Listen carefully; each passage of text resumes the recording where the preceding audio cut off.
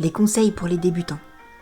D'abord, la pratique doit être régulière. Pour ressentir les bienfaits de la méditation, il est nécessaire de pratiquer régulièrement.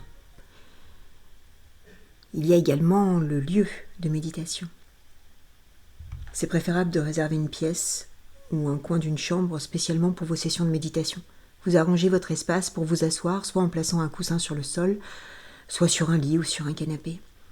Vous pouvez aussi disposer d'une petite chaise, le dos droit.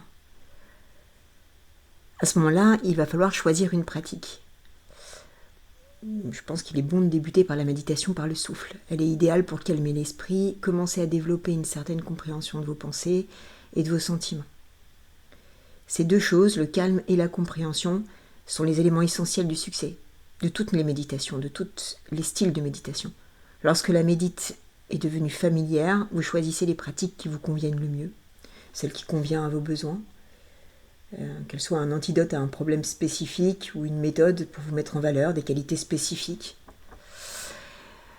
Il est important aussi que vous choisissiez des sessions courtes. Au début, c'est préférable de méditer pendant des petites périodes, de 10 à 30 minutes, et de terminer votre session alors que l'esprit et le corps sont encore frais et dispo.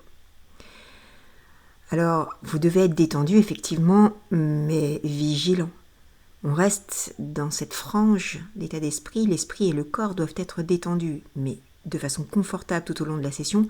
Vous pouvez vous détendre mentalement en décidant fermement d'oublier tous vos problèmes, vos soucis, les complications du monde extérieur, et vous plonger dans le silence de votre monde intérieur.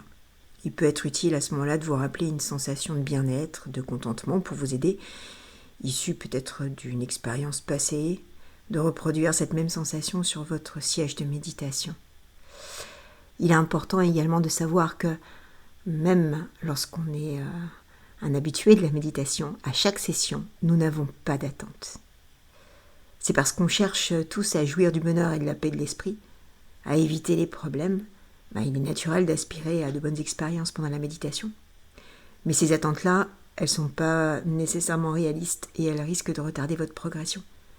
L'esprit est complexe et il change sans cesse. Il se peut qu'un jour vous ayez une méditation calme et joyeuse et puis le lendemain une méditation assaillie par la distraction, l'agitation. C'est normal et on doit l'accepter. Vous devez être prêt à tout et puis surtout ne pas en être perturbé.